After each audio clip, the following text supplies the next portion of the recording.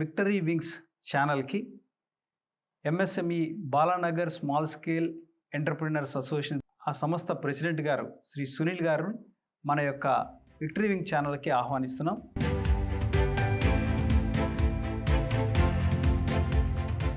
MSME గురించి ప్రస్తుత పరిస్థితులు ఏ విధంగా ఉన్నాయనేటువంటి ఈ స్పందన తెలియజేయవలసిందిగా కోరుకుంటున్నాం.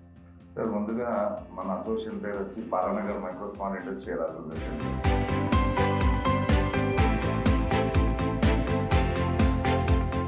సార్, మీరు చాలా చక్కటి విషయాలు చెప్పారు. ఇప్పుడు ఎంఎస్ఎంఈకి మన ఎంఎస్ఎంఈ డిపార్ట్మెంట్ ఉంది, సిఐటి.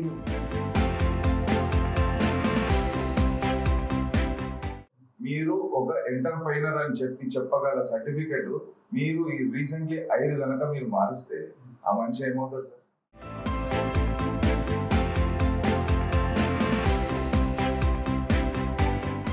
మీరు చెప్పింది చాలా కరెక్ట్ అండి. ఒక్కొక్కళ్ళు ఒక్కొక్కటి అప్గ్రేడ్ చేసుకుంటూ పోతున్నారు. ఎన్ఎస్ఐసి అన్నారు, తర్వాత ఎంఎస్ఎంఈ అన్నారు. మీరు చెప్పినట్టు ఈ ప్రోగ్రామ్స్ అన్ని మేము అసోసియేషన్ లో కండక్ట్ చేస్తున్నాం సార్. అండ్ అదే నేను చెప్పాను చూడండి సార్, టాస్క్ ప్రోగ్రామ్ ఏదైతే మనం చేయగలుగుతామో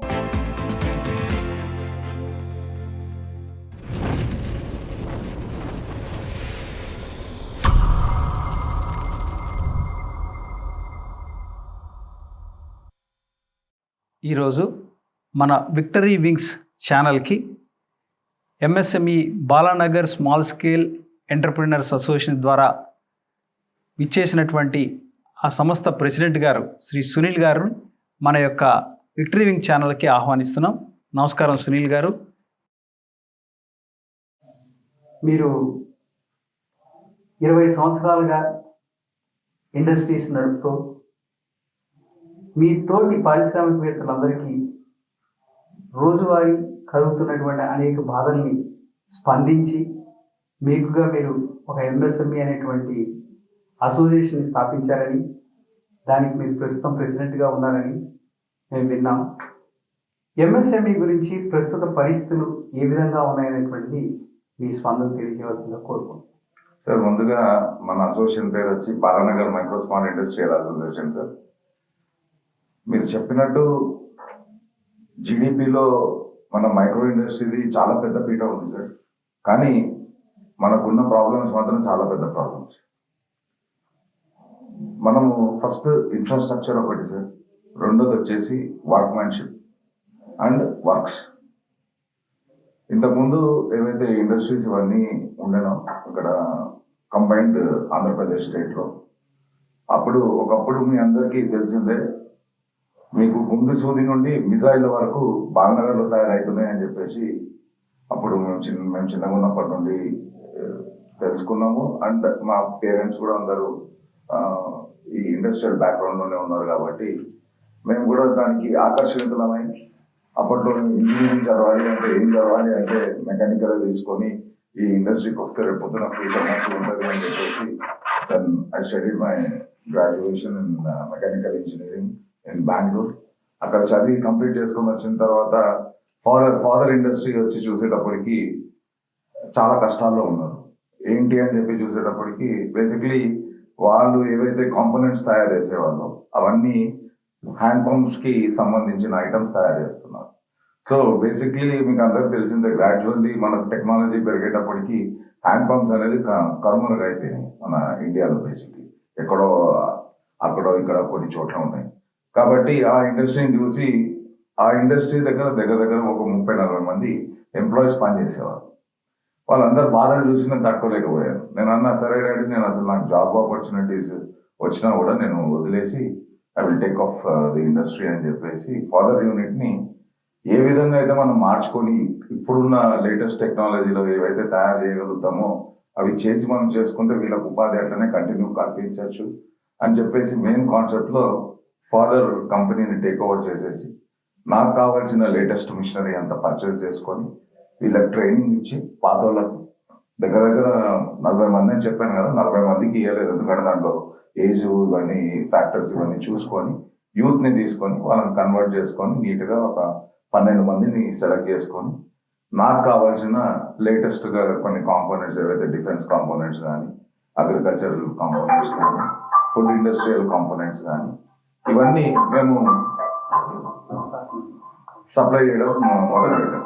సో ఆ విధంగా లేటెస్ట్ టెక్నాలజీకి మారడం జరిగింది. సో అది కంటిన్యూ చేసుకుంటూ ఈరోజు మిషన్స్ మ్యానుఫ్యాక్చరింగ్ వరకు వెళ్ళగలిగాము. కానీ మెయిన్ గవర్నమెంట్కి మేము కోరాల్సింది అడుగుతుంది ఏంటంటే మాకు ఒక ఇన్ఫ్రాస్ట్రక్చర్ క్రియేట్ చేయమని చెప్తున్నాం. ఇప్పుడు ఫర్ ఎగ్జాంపుల్ గుజరాత్ కానివ్వండి, గోవా కానివ్వండి, ఇవన్నీ మేము రీసెంట్లీ విజిట్ చేశాము. మైక్రో ఇండస్ట్రీకి చాలా పెద్దపీట చేసుకుంటూ వాళ్ళకి సపరేట్ క్లస్టర్స్ వాళ్ళు క్రియేట్ చేయడం జరిగింది. ఎందుకంటే ఇప్పుడు మైక్రో అని ఎందుకు మేము క్లియర్గా మెన్షన్ చేస్తున్నాము అంటే, మీరు మా ఏరియాస్లో like Shobhana colony, Fateh Nagar, Akshay enclave, Navjeevan Nagar, Geetanagar, ఇవన్నీ ఏరియాస్ అంతకుముందు 50-60 ఇయర్స్ బ్యాక్ ఇవన్నీ చాలా బ్యాక్వర్డ్ ఏరియాస్. సో ఇక్కడ ఏంటంటే ఆల్రెడీ మన సెంట్రల్ గవర్నమెంట్ ఇండస్ట్రీస్ అనే HAL, BHL, RMD, HMT, Praga, ఇవన్నీ ఇండస్ట్రీస్ దగ్గర ఉండే వాళ్ళకు యాన్షనరీస్గా చిన్న చిన్న కంపెనీలు పెట్టుకొని వర్కులు స్టార్ట్ చేయడం మొదలు పెట్టారు. కాబట్టి అవన్నీ మైక్రో అంటే జస్ట్ ఒక చిన్న షటర్లో వాళ్ళు ఈరోజు పనులు చేస్తున్నారు. సో ఆ చిన్న షటర్స్ అని చెప్పేసి మనము వెనుక పోవాల్సిన పని లేదు. ఎందుకంటే from small needle to aeroplane missiles వరకు కూడా మీకు అన్ని కాంపోనెంట్స్ మనం చేసుకోగలిగే శక్తి ఉంది. And that technology we are having. And main ఇంకోటి నేను గవర్నమెంట్ కూడా మీ ద్వారా చెప్పాల్సింది ఏమనుకుంటున్నా అంటే, ఏదైతే మనము టాస్క్ అని చెప్పేసి దాని తర్వాత ఈ ఐఐటీస్ కానీ ఐటీఐస్ కానీ ఇవన్నీ టెక్నికల్ ఎడ్యుకేషన్ ఏవైతే చేస్తున్నామో అది ఓన్లీ బుక్ నాలెడ్జ్ ఉంటుంది, ప్రాక్టికల్ నాలెడ్జ్ ఉంటుంది. But in Balanagar we have practical knowledge more than book knowledge.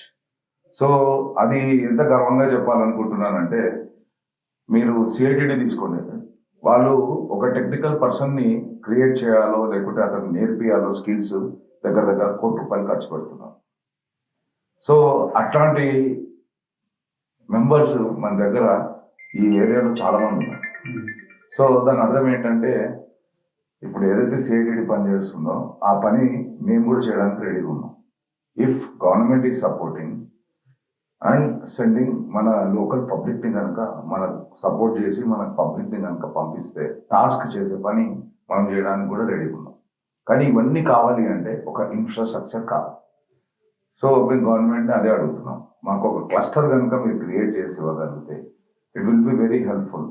So ఆ క్లస్టర్లో మనము ఎన్ని పనులు చేసుకోవచ్చు అంటే, టాస్క్ చేసే పని చేయొచ్చు, సిఐటిడి చేసే పని చేయొచ్చు, and all other MSMEs what are they doing అవన్నీ కూడా మనం చేసుకోవచ్చు. సార్ మీరు చాలా చక్కటి విషయాలు చెప్పారు.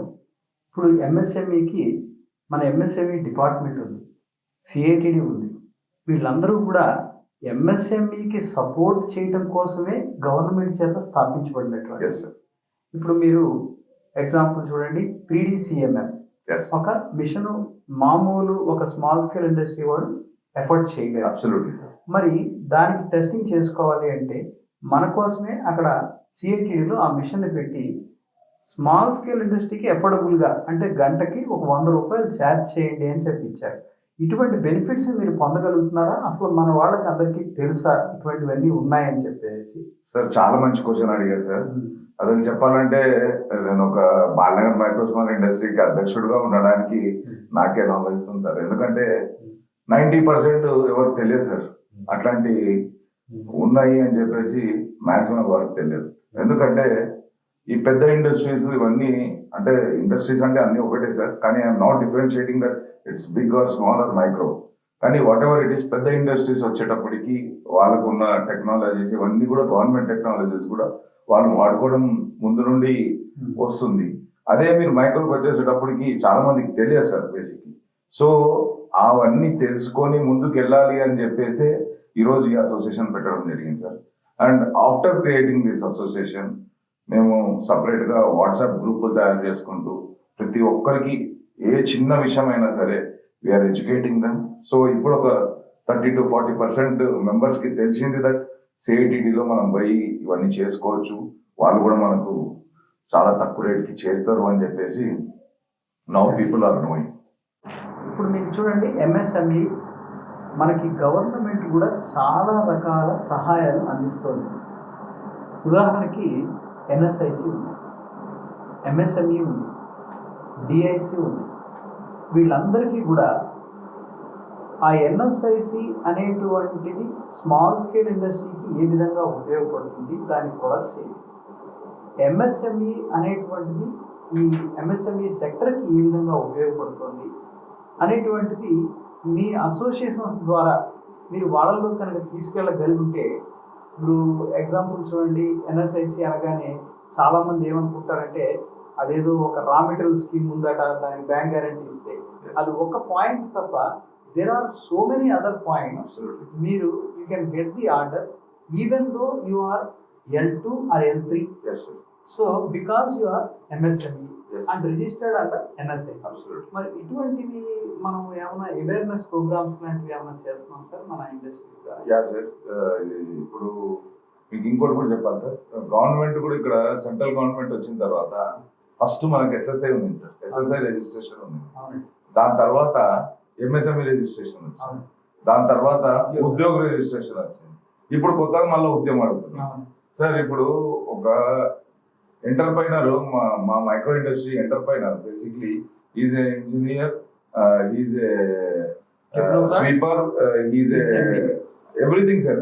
బ్యాంకింగ్ దగ్గర నుండి అన్ని అతను ఒకటే చూసుకోవాలి, ఎందుకంటే ఆయనకు డిఫరెంట్ సెక్టర్స్ ఉండవు ఏముండవు. అట్లాంటి క్యాండిడేట్ కి మీరు ఇన్ని సర్టిఫికెట్లు చేంజ్ చేసి ఆ ఒక్క సర్టిఫికెట్ గురించి నేను మీకు మాట్లాడుతున్నాను. అంటే మీరు ఒక ఎంటర్ప్రైనర్ అని చెప్పగల సర్టిఫికెట్ మీరు రీసెంట్లీ 5 గనక మీరు మారిస్తే ఆ మనిషి ఏమవుతాడు సార్? అందుకే ఇప్పుడు మేము ఏం చేస్తున్నాం సార్, అదే చెప్పాను కదా, టెక్నాలజీని వాడుకొని వాట్సాప్ లో ప్రతి విషయం కూడా మనము ఈచ్ అండ్ ఎవ్రీ పర్సన్ కి ఎంటర్ప్రైనర్ కి తెలియాలని చెప్పేసి ప్రతి విషయాలు మనం చెప్తున్నాం. అండ్ ఈ ఏదైతే అసోసియేషన్ పెట్టామో సార్, పెట్టిన తర్వాత దగ్గర ఈ 3.5 years లో we are having very good interactions with MSMEs, MSME office లో కానీ, సిఐటిడిలో కానీ, అండ్ మీరు చెప్పినట్టు ఎన్ఎస్ఐసి. అంతకుముందు ఎన్ఎస్ఐసి అంటే వాస్తవానికి సార్ మైక్రో ఇండస్ట్రీలో మావి దగ్గర 2800 యూనిట్స్ ఉన్నాయి సార్. ఇంతవరకు ఎన్ఎస్ఐసి ఆఫీస్ లోపలికి వెళ్ళలేదు. దురదృష్టం ఏంటంటే అన్ని బాలనలోనే ఉన్నాయి. ఈ గురించి చాలా కష్టపడుతూ వాళ్ళకి ఆ విషయాలు తీసుకొస్తున్నారు. మీరు చెప్పింది చాలా కరెక్ట్ అండి. ఒక్కొక్కళ్ళు ఒక్కొక్కటి అప్గ్రేడ్ చేసుకుంటూ పోతున్నారు. ఎన్ఎస్ఐసి అన్నారు, తర్వాత ఎంఎస్ఎంఈ అన్నారు, ఎస్ఎస్ఐ అన్నారు, దాన్ని ఇప్పుడు ఉద్యోగం అన్నారు, ఉద్యమం అంటున్నారు.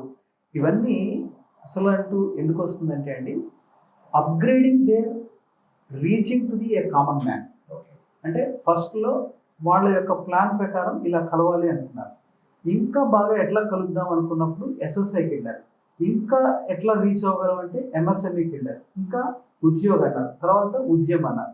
ఇది ఎందుకు గవర్నమెంట్ స్టాటిస్టిక్స్ ప్రకారంగా వాళ్ళు చెప్పడం ఏమిటంటే, sir earlier we are A, now we are in G. Next వచ్చేటప్పటికి ఈ ఐఫోన్ 1 నుంచి 12 వరకు ఎట్లా అయితే ఒక్కొక్క స్టెప్ ఎంకరేజ్ చేసుకుంటూ పోతున్నామో ఆ విధంగా చేసుకుంటూ పోతున్నాం. కానీ అల్టిమేట్లీ ఒకటే, ఇప్పుడు ఒకే ఆధార్ కార్డు ఎలా అయితే మన కంట్రీ నేషన్ అంతా ఉందో, ఒకే ఉద్యమం మొత్తం అందరికీ కూడా ఉండాలి అనేటువంటిది గవర్నమెంట్ కాన్సెప్ట్ అని నేను విన్నాను. ఇది ఈ అవేర్నెస్ కనుక మనం డౌన్ టు ది పీపుల్ తీసుకెళ్ళగలిగితే, ఓ నేను కూడా హెచ్ఏఎల్ చేయొచ్చు అనమాట, నేను కూడా ఈ టెండర్లో పార్టిసిపేట్ చేయొచ్చు అనమాట అనేటువంటిది చేయగలుగుతారు. మీరు ఇటువంటి అవేర్నెస్ ప్రోగ్రామ్స్ గురించి మీ యొక్క అభిప్రాయం ఏంటి సార్? ఇవన్నీ రెగ్యులర్ గా మీరు చెప్పినట్టు ఈ ప్రోగ్రామ్స్ అన్ని మేము అసోసియేషన్ లో కండక్ట్ చేస్తున్నాం సార్. అండ్ అదే నేను చెప్పాను చూడండి సార్, టాస్క్ ప్రోగ్రామ్ ఏదైతే మనం చేయగలుగుతామో అనేసి, ఏదైతే మనం ఎడ్యుకేట్ చేయగలుగుతున్నామో, అందుకే ఫస్ట్ మేము ఏం చేస్తున్నాం అంటే, ఫస్ట్ మా ఎంటర్ప్రైనర్స్ మేము డెవలప్ డెవలప్మెంట్ ప్రోగ్రామ్స్ చేస్తున్నాము. అండ్ ఆఫ్టర్ దట్ ఇవన్నీ కూడా మేము ట్రైనింగ్ చేస్తున్నాం. ఎందుకంటే సార్ మా దగ్గర ఏమైపోయిందంటే, మైక్రో ఇండస్ట్రీకి కాన్సెప్ట్ ఏమైపోయిందంటే, బేసిక్లీ వాళ్ళంతా మైండ్ సెట్ ఏముందంటే ఓన్లీ జాబ్ వర్క్ మీద వాళ్ళు కాన్సన్ట్రేషన్ చేశారు. సో ఇప్పటి వరకు ఆ విధంగానే వాళ్ళు ఉండిపోతున్నారు. కాబట్టి గత 50 సంవత్సరాల నుండి వాళ్ళు ఎవరు డెవలప్ కాలేకపోతున్నారు. So that is the main criteria. ఇప్పుడు వాళ్ళని మెల్లమెల్లగా మేము ఎక్స్ప్లెయిన్ చేస్తున్నాం. మీరు ఒట్టి జాబ్ వర్క్ కాదు, మీరు కూడా ఒక మ్యానుఫ్యాక్చరర్గా ఎదిగితే మీకు చాలా బాగుంటుంది అన్నప్పుడు వాళ్ళు కూడా క్వశ్చన్ చేస్తున్నారు. సార్ ఇప్పుడు నేను మ్యానుఫ్యాక్చరర్గా ఎదగాలి అంటే బ్యాంక్ వాళ్ళు మా దగ్గరకు వచ్చిన లోన్ ఇవ్వరు. అండ్ రెండోది వచ్చేసి వాట్ ఆల్ ఎంఎస్ఎంఈ స్కీమ్స్ ఉన్నాయో, ఈ ఎన్ఎస్ఐసి స్కీమ్స్ ఉన్నాయో, ఇవన్నీ కూడా ఇంకా ఎడ్యుకేట్ కావాలి. కాబట్టి ఇంప్లిమెంట్ కావట్లేదు. ఇంప్లిమెంట్ కావట్లేదు. అండ్ రెండోది వచ్చేసి సార్, నేను చెప్పాలంటే మోడీ గారిని మేము నిజంగా మర్చిపోకూడదు సార్. ఎందుకంటే దగ్గర దగ్గర 1600 మెంబర్స్ కి మనం ముద్రా లోన్ ఇవ్వగలుగుతాం. ఎందుకంటే వాస్తవానికి ముద్రా లోన్ ఏంటంటే sir, basically there is no certification. Only మీరు మీ యొక్క ఎంటర్ప్రైనర్షిప్ ఏంటి అని చెప్పేసి అడిగారు, మీరు ఎక్కడ ఉంటున్నారు ఏంటి అనే ప్రూఫ్ అడిగారు. సో అక్కడ మనం ఇవ్వగలిగాం. కానీ వేరే ఎంఎస్ఎంఈ లోన్స్ కానీ వేరే ఏ విధమైన ఇండస్ట్రియల్ లోన్స్ కానీ మనం వెళ్ళాలంటే మెయిన్ ప్రాబ్లం మాకు వచ్చేటప్పటికి ఇన్ఫ్రాస్ట్రక్చర్ మనం అంతా ఉండేది రెసిడెన్షియల్ ఏరియాస్. సో వాళ్ళు యాక్సెప్ట్ చేయలేకపోతున్నాం. But we are very lucky that ముద్రాకి అవన్నీ లేవు కాబట్టి అక్కడ ఇవ్వడం జరిగింది. కానీ చాలా తక్కువ అమౌంట్స్ ఇచ్చారు. So okay, what ever it is, ఇప్పుడు ఒక మనిషికి ఒక గుర్తింపు వచ్చిందనేది అయితే మాకు ఇప్పుడు తెలుస్తుంది. ఎందుకంటే ఒక ఎంటర్ప్రైనర్ గా గుర్తించి ఈరోజు ఒక లోన్ రావడం అనేది చాలా ఏంటంటే ఫ్యూచర్ డెవలప్మెంట్ లో ఇది ఒక ఫస్ట్ స్టెప్ అనుకోవాలి. కానీ మీకు చాలా బెనిఫిట్స్ ఉన్నాయంటారు. మీకు మీరేమి మార్టిగేజ్ చేయకుండానే 1 crore వరకు లోన్ ఇస్తామని అంటారు. ఇవన్నీ నిజంగా జరుగుతున్నాయండి? ఈవెన్ గవర్నమెంట్ ఇంప్లిమెంట్ చేసినా కూడా మీరు వెళ్ళినప్పుడు బ్యాంకుల దగ్గర నుంచి ఏమైనా స్పందన ఎట్లా ఉంటుంది? లేదు సార్, అసలు ఇవన్నీ చెప్తున్నారు కానీ పేపర్ వర్కే. ఎగ్జాంపుల్ నాదే ఇండస్ట్రీ ఉంది సార్. నేను రీసెంట్లీ ఒక లోన్కి వెళ్ళాను. మార్టిగేజ్ మీరు పెట్టండి మీకు 50 lakhs అబౌవ్ ఇంత ఇవ్వట్లేదు అండ్ చాలా ప్రాబ్లమేటిక్ అని కూడా వాళ్ళు చెప్పడం జరుగుతుంది. అంటే మరి మీరు చెప్తున్నారా మాకు ఇట్లాగా రోజ్గార్ యోజన ద్వారా లేకపోతే ప్రభుత్వం ప్రధానమంత్రి యోజన ద్వారా మాకు ఇటువంటి బెనిఫిట్స్ ఉన్నాయి కదండి, మరి మీరు ఎందుకు ఇవ్వట్లేదు అంటే వాళ్ళ స్పందన ఎట్లా ఉంటుంది? స్పందన ఫస్ట్ అదే సార్, మీది ఇన్ఫ్రాస్ట్రక్చర్ ఇండస్ట్రియల్ ఏరియాస్ లో లేదు. రెండోది వచ్చేసి మీకు ఇవ్వాలి అంటే కంపల్సరీ మాకు ఏదన్నా గ్యారంటీ ఉండాలి కాబట్టి అని వాళ్ళు చెప్తున్నారు. మేము వాళ్ళకి ఎక్స్ప్లెయిన్ చేస్తున్నాం బేసిక్లీ. సార్ మా దగ్గర ఇవన్నీ ఇండస్ట్రీస్ లో ఇంత మిషనరీ మేము కొని పెట్టాము. ఒక్కొక్క మిషన్ కాస్ట్ దగ్గర దగ్గర 10 to 20 lakhs వరకు కూడా ఉంటుంది. సో మీరు ఇవన్నీ కూడా కంపేర్ చేసుకుని why can't you give loans అని చెప్పేసి చెప్పిన తర్వాత కూడా ఎంఎస్ఎంఈ వాళ్ళు దగ్గర దగ్గర 3-4 మీటింగ్లు పెట్టి they brought all the banks like Canara bank, SBI, union bank, ఇవన్నీ కూడా వాళ్ళు పిలిచినా కూడా వాళ్ళు ఏదో 1% 2% మా వాళ్ళకి ఇచ్చిపోతున్నారు అంతేగాని అది చెప్పినట్టు ఎక్కడ పేపర్లలో ఉన్నట్టు ప్రాక్టికల్ గా ఎక్కడ రావడం లేదు సార్. అట్లాగే ఇందాక మీరు చెప్పారు స్మాల్ స్కేల్ ఇండస్ట్రీస్ ఓన్లీ వాళ్ళు ఇప్పటివరకు జాబ్ వర్క్స్ మీదే ఉన్నారు, మనకి మ్యానుఫ్యాక్చరింగ్ లోకి వాళ్ళు వెళ్ళడం లేదు because of the financial constraints అని చెప్పేసి. ఇట్లాంటి జాబ్ వర్క్స్ కోసమే పర్టికులర్గా మీకు హెచ్ఏఎల్ అండ్ బిహెచ్ఎల్ ఈ రెండు కూడా ఏం చేస్తున్నాయంటే అండి, రా మెటీరియల్స్ వాళ్ళే ఇచ్చేలాగా ఓన్లీ జాబ్ వర్క్స్ మాత్రమే బయట చేయించేలాగా వాళ్ళ యొక్క పాలసీని క్రియేట్ చేసుకున్నారు. మరి అటువంటి వాళ్ళ దగ్గరికి మనం వెళ్తే మనకి ఏమైనా ఆర్డర్లు అవి వస్తున్నాయండి డైరెక్ట్గా, లేకపోతే సబ్ కాంట్రాక్ట్ నుంచి సబ్ కాంట్రాక్ట్ అవుతున్నాయి? వెరీ గుడ్ సార్, ఇది కూడా ఇంకొక మంచి క్వశ్చన్ అడిగారు సార్. ఈ HAL, BHEL and all different companies కానీ డిఫరెంట్ కంపెనీస్ లో ఒక వంశ పారంపరం అనేది ఒకటి ఏర్పడిపోయింది సార్. అంటే ఫాదర్స్ చేస్తున్నాక సన్స్ కి, సన్స్ చేసిన తర్వాత మళ్ళా వాళ్ళ కొడుకులకే తప్ప కొత్త వెండర్ రిజిస్ట్రేషన్ అనేది ఎక్కడ అవ్వట్లేదు సార్. మనకు కేపబిలిటీస్ ఉండి, మిషన్స్ ఉండి, టెక్నాలజీస్ ఉండి అన్ని కూడా వాళ్ళు కొత్త వెండర్షిప్ ఎన్నిసార్లు వాళ్ళు ఎంఎస్ఎంఈలో మీటింగ్ పెడతారు, వెండర్ రిజిస్ట్రేషన్ క్యాంప్ అంటారు, మీరు ఆన్లైన్ లో చేసుకోండి అని చెప్పి వెళ్ళిపోతారు. కానీ ప్రాక్టికల్ గా ఎక్కడ కూడా ఒక కొత్త వెండర్ ని తీసుకున్నది దాఖలాలే లేవు సార్. అది కూడా గవర్నమెంట్ మేము పదే లెటర్లు రాసి చెప్తున్నాం ఎంఎస్ఎంఈకి. ఎంఎస్ఎంఈ వాళ్ళు కూడా పాపం వాళ్ళు కష్టపడి వారి యొక్క పనితనము వాళ్ళని పిలిపిస్తున్నారు, మీటింగ్లు పెడుతున్నారు, అక్కడికి వెళ్ళిపోతున్నారు. కానీ ప్రాక్టికల్ కాబట్లేదు సార్. ఇవన్నీ కూడా ఏ విధంగా అయితే ప్రధానమంత్రి గారు ఏవైతే ముద్రాలోని బాటం వరకు తీసుకురాగలిగారో ఇట్లాంటి కన్వర్షన్స్ కూడా బాటం వరకు వస్తే మాత్రం మైక్రో ఇండస్ట్రీ బాగా డెవలప్ అవుతుంది. సో తప్పకుండా ఇవన్నీ కూడా మనం గవర్నమెంట్ దగ్గర తీసుకెళ్దామండి. తర్వాత ఇవి కాకుండా మీకు మరి ఇండస్ట్రీ పెట్టినటువంటి వాడు ఐ థింక్ చాలా కష్టాలు, నష్టాలకి, బాధలకి అన్నిటికీ ఓర్చుకుంటూ ఉంటాడని, వాడి యొక్క ఫ్యామిలీని కూడా మర్చిపోతూ ఉంటాడు ఒకసారి అని అంటూ ఉంటారు. ఈ స్మాల్ స్కేల్ ఇండస్ట్రీలో మీ యొక్క అనుచరులందరూ ఎట్లా ఉంటారు? మీకుగా ఒక పక్కన ఇండస్ట్రీని మెయింటైన్ చేస్తూ, ఓ పక్కని ఈ అసోసియేషన్ని మెయింటైన్ చేస్తూ మరి అటువంటి సంఘటనలు ఎప్పుడైనా మీకు సంభవించినాయి? ఫ్యామిలీ దూరంగా ఉంచడం, ఇదే ప్రధానంగా ఉండడం అట్లాంటివి జరుగుతూ ఉన్నాయా? సార్ బేసిక్లీ ఒక డాక్టర్ చేయాల్సిన పని మనం చేస్తున్నాం సార్. ఎందుకంటే మైక్రో ఇండస్ట్రీలో నేను చెప్పాను చూడండి సార్, నీడిల్స్ నుండి మిజైల్స్ అని చెప్పి పదే పదే చెప్తున్నాను. ఇప్పుడు ఒక హాస్పిటల్ ఉంది సార్, 24/7 ఏదైనా ఒక ఆపరేషన్ అవుతుంటది. ఆపరేషన్ అవుతూ ఒక కాంపోనెంట్ ఏదైనా పోతే వెంటనే వాడు వచ్చేది మన బాన్నగారికి వచ్చేసి, సార్ మీరు ఈ కాంపోనెంట్ చేయాలని చెప్పేసి మిడ్ నైట్ ఎప్పుడో 1 o'clock వస్తే చేయాల్సి వస్తుంది సార్. సో చేసి మేము ఇస్తాం కూడా, అటు ప్రాణాలని కాపాడుతాము, ఇటు మా యొక్క పనితనాన్ని కూడా మేము చూపించేసి ముందుకు తీసుకొని వెళ్తున్నాం. అట్లాంటి పనులు చాలా కొలలు ఉన్నాయి సార్. సో మేము అనేది అందుకే ఒక ఇన్ఫ్రాస్ట్రక్చర్ మెయిన్ సార్. ఇన్ఫ్రాస్ట్రక్చర్ కనుక క్రియేట్ చేయగలిగితే we can show so many miracles sir. ఇంకోటి మనం ఇంకొక మెయిన్ పాయింట్ ఒకటి గుర్తుపెట్టుకోవాలి సార్. మనము ఇంపోర్ట్ ఏం చేస్తున్నాము, ఇవన్నీ కూడా ఎక్స్పోర్ట్స్ ఏం చేస్తున్నాము అనేది కూడా ఒక పెద్ద పాయింట్ సార్ అది. ఎందుకంటే మనకు టెక్నాలజీ ఉంది కానీ ఇన్ఫ్రాస్ట్రక్చర్ లేనందుకు బయట కంట్రీస్ లో మనం ఆకర్షించలేకపోతున్నాం సార్. అదే మనం కనుక ఇన్ఫ్రాస్ట్రక్చర్ క్రియేట్ చేసి గవర్నమెంట్ ఒక మైక్రో క్లస్టర్ కనుక క్రియేట్ చేయగలిగితే we can do miracles sir. Because we can show what we can do and what is our capacity and what machineries we are having. Recently మాకు we supply machines for Carlsberg company sir. అక్కడ నుండి Japan వాళ్ళు వచ్చారు recent. They came down, వాళ్ళు ఒక component కోసం వస్తే, no will come practically to your company to watch in which way your doing అనేసి they came down.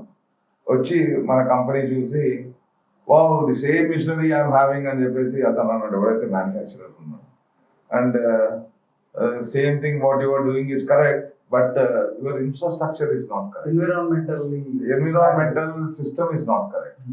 The machines and your technology and as per things what you are doing is correct. కానీ మీరు ఉన్న environmental wise కానీ మీరు అసలు oxygen ఎట్లా తీసుకుంటున్నారు అనేసి అడిగాడు సార్. ఎందుకంటే మన రూమ్ దగ్గర దగ్గర చిన్న రూమ్స్ లో మన మిషనరీ అంతానే ఉంటుంది. ఇండస్ట్రీ స్టార్ట్ చేసేసుకొని అందరూ అట్లనే ఉన్నారు సార్. మాక్సిమం మీకు బాలనగర్ లో మైక్రో ఇండస్ట్రీస్ మొత్తం అదే విధంగా ఉన్నాయి. ఐ థింక్ ఈ సిచ్యువేషన్ లో మనము మన వర్కర్స్ కి కూడా వాడికి ఆక్సిజన్ మనం సప్లై చేయలేకపోతున్నాము అన్న బాధ ఉంటుంది. కానీ సర్వైవల్ ఆఫ్ ఫిటెస్ట్ సార్, ఇక వేరే ఛాన్స్ లేదు. మరి వీరుగా చూడండి, నిజంగా మాకు కూడా అనిపిస్తూ ఉంటుంది, బాలానగర్, స్వర్ణ కాలనీ, ఆ ఇండస్ట్రీస్ అన్నిటికీ కూడా కరెక్ట్ రోడ్లు కూడా లేవు. అక్కడే ఓ పక్కని వెజిటబుల్ మార్కెట్ ఉంటుంది, అక్కడే ఓ పక్కని సెలూన్లు ఉంటాయి, ఒక పక్కన ఇది ఉంటుంది, అన్ని రకాలుగా. అది కాకుండా ఆ నాలా ఒకటి ఎప్పుడు అక్కడ వెళ్తూ ఉంటుంది. మరి హెల్త్ రిజార్ట్స్ చాలా వస్తుంటాయి. మరి వీటి గురించి ఇది యాక్చువల్గా ఒక స్టేట్ గవర్నమెంట్ లెవెల్లో మీరు తీసుకెళ్లాల్సినటువంటిది. ఎప్పుడైనా మరి ఇటువంటి అవకాశం మీకు వచ్చిందా? తీసుకెళ్లారా? 4 years నుండి మన ఇప్పుడు young and dynamic minister KTR గారికి డైరెక్ట్ గా మేము అప్రోచ్ అవుతున్నాం సార్. మనకు వాళ్ళు 2 times మన బాలనగర్ లో మీటింగ్ జరిగింది. ఆ 2 times కూడా ఆయన ప్రామిస్ చేయడం జరిగింది. రీసెంట్లీ జిహెచ్ఎంసీ మున్సిపల్ ఎలక్షన్స్ ముందు మన నోవోటెల్ హోటల్లో ఈ మీటింగ్ పెట్టారు, ఇండస్ట్రియల్ ఎంటర్ప్రైనర్స్ అందరిని పిలిపించి. ఆ రోజు కూడా మినిస్టర్ గారికి మనం చెప్పడం జరిగింది, 100% మీకు న్యాయం చేస్తాము, due to some problem late అయిపోయింది అని చెప్పేసి మినిస్టర్ గారు చెప్పారు. కాబట్టి మేము ఇంకా సార్ గారి మీదనే హోప్స్ పెట్టుకొని, అట్లనే లోకల్ ఎమ్మెల్యే అయిన మాధవరం కృష్ణారావు గారు, అలాగే టీఎస్ఐఎస్సి చైర్మన్ అయిన బాలమల్లు గారు, వీళ్ళందరూ కూడా రేపు పొద్దున మన బాలనగర్కి ఒక పెద్దపీట వేస్తారని చెప్పేసి కోరుకుంటూ ముందుకు వెళ్తున్నాము. కానీ అది ఎక్కడి వరకు అప్రోచ్ అవుతుంది అనేది వీఆర్ వెయిటింగ్ సార్. బేసిక్లీ ఎందుకంటే ఈ problem from past 40 to 50 years నుండి వస్తుంది. కానీ అది ఏమైపోయిందంటే మెల్లమెల్లగా అయిపోయి ఇప్పుడు ఒక బాల్కనో ప్లాస్ లాగా ఏదో ఒక రోజు అవుతుంది అన్న భయం ఉంది సార్. అంటే డెన్సిటీ ఆఫ్ ఇండస్ట్రీస్ పెరిగిపోయింది కానీ ఇన్ఫ్రాస్ట్రక్చర్ ఆ విధంగా పెరగలేదు. Yes sir. సో ఇది ఒకటి చాలా అద్భుతమైనటువంటిది, మనం తప్పకుండా గవర్నమెంట్ దగ్గర తీసుకెళ్దామండి. అలాగే మీకు చాలా ఫెసిలిటీస్ కూడా ఇప్పుడు గవర్నమెంట్ మనకు చేస్తానని చెప్పేసి మొన్న ఎంఎస్ఎంఈ డైరెక్టర్ గారితో మాట్లాడినప్పుడు చెప్పారు. అంటే సపోజ్ మీరు కావాల్సినటువంటి ఇండస్ట్రీస్ అన్నింటికి ఒక కామన్ పాయింట్, ఒక ఫైర్ స్టేషన్ లేదు అనుకోండి, మీ దగ్గరలో ఒక ఫైర్ స్టేషన్ వాళ్ళే అరేంజ్ చేసేటట్టు, ఒక అంబులెన్స్ని మన కోసం ఉంచేటట్టు ఇట్లాంటివి చేస్తామని చెప్పేసి కూడా అంటున్నారు. మరి వీటి గురించి కూడా మీరు ఏమైనా ఎప్పుడైనా యా సార్, ఇది కూడా ఇంకో క్వశ్చన్ మంచిగా అడిగారు సార్.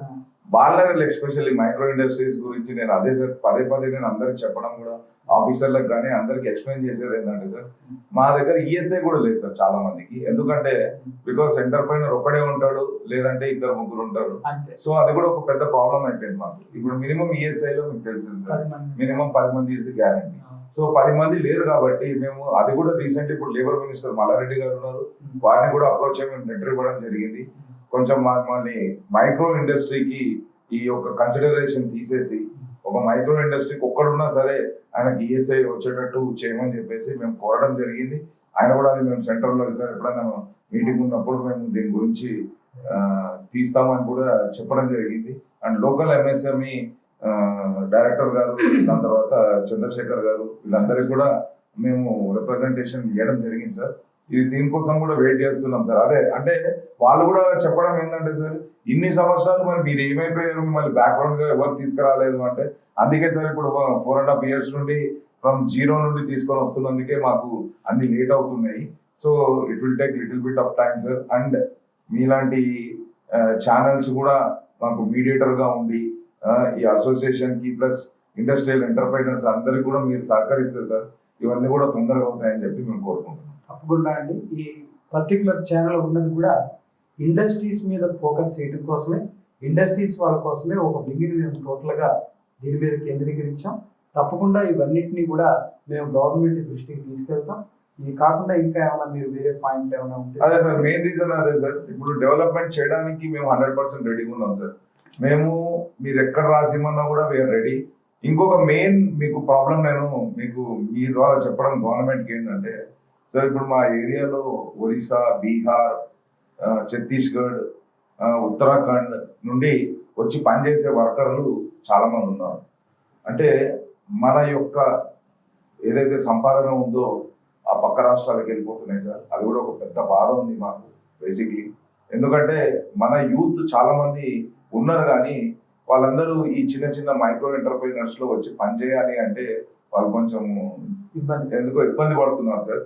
సో మేము అందుకే స్టార్టింగ్ నుండి నేను అదే చెప్తున్నాను సార్, మనం కనుక ఇన్ఫ్రాస్ట్రక్చర్ క్రియేట్ చేయగలిగితే మన లోకల్ పబ్లిక్ ని కూడా డెవలప్ చేసుకుంటూ మన యొక్క ఏదైతే ఆదాయం ఉందో ఆ ఆదాయం పక్క రాష్ట్రాలకు పోకుండా మన రాష్ట్రంలోనే మనము కాపాడుకోవచ్చు సార్. అది చాలా అద్భుతం అండి.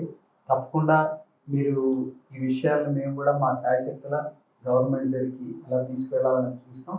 మిమ్మల్ని కూడా మేము keep informing you what activities are going అనేది. మీ సమయం ఇచ్చినందుకు ధన్యవాదాలు. Thank you.